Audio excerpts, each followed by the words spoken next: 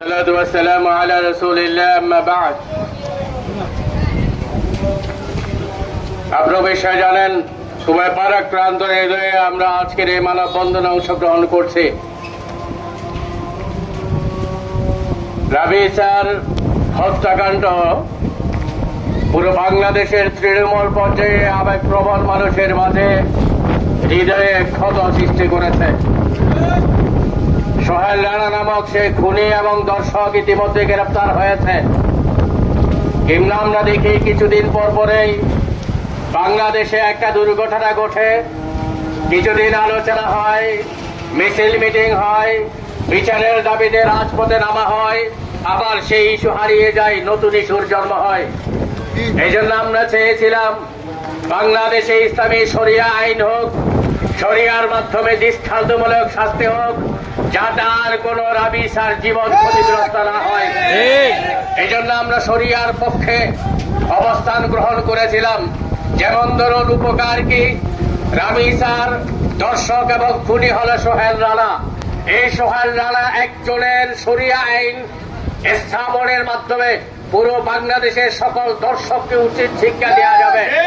বাইতুল মোকাররমে অথবা জাতীয় স্টেডিয়ামে সকল টিভি চ্যানেল, ইউটিউব চ্যানেল, এরপর অনলাইন সম্প্রচারের মাধ্যমে যদি বাংলাদেশের সকল গণমাধ্যমের উপস্থিতিতে লক্ষ লক্ষ জনতার সামনেই এই সোহেল রানাকে যদি ফাঁসিয়ে দেওয়া হতো, তাকে বস্ত্রাঘাতে হত্যা করা হতো, তাহলে বাংলাদেশে আর কোন সোহেল রানার জন্ম হতো না, রাবি স্যার জীবন ক্ষতিগ্রস্ত হতো না। এই জন্য আল কিসাস ওয়াফিল হায়াতি কিসাসুন, একটা মানুষের মৃত্যুদণ্ডের মাধ্যমে সকল মানুষের জীবন রক্ষা পাবে, হাজার রাইসার জীবন রক্ষা পাবে যদি এ শরিয়া আইন হয়। আজকে বাংলাদেশের স্বরাষ্ট্রমন্ত্রী তামাশা করছেন, এটা বাংলাদেশের জন্য দুর্ভাগ্যজনক। তিনি বলেছেন মধ্যযুগে আমরা নাই, আমরা বলি সবচেয়ে জাহিলি যুগে আপনারা আছেন।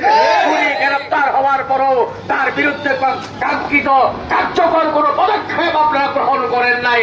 এই জন্য আমরা বাংলাদেশের সচেতন মানুষকে আহ্বান জানাতে চাই, এরকম শত রাইসার জীবনকে হেফাজত করতে চান, আপনার কলিজার টুকরা সন্তানকে যদি আপনি হেফাজত করতে চান, আমাদের বাবনের ইজ্জতের যদি আমরা হেফাজত করতে চাই, এই প্রচলিত এই বস্তা বসা আইনের মাধ্যমে সম্ভব নয়।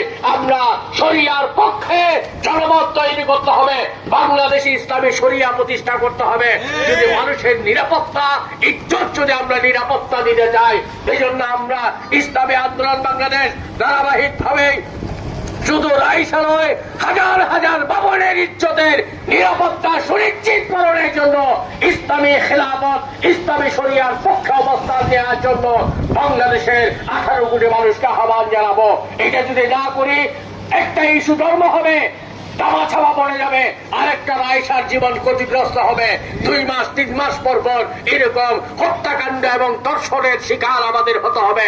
আমরা যদি স্থায়ী মুক্তি চাই, আমরা যদি মানুষের নিরাপত্তা সুনিশ্চিত করতে চাই, ইসলামী আন্দোলন যে কথা বলছে এই শরিয়ার পক্ষে অবস্থান গ্রহণের উদাত্ত আহ্বান জানিয়ে আমার বক্তব্য শেষ করছি।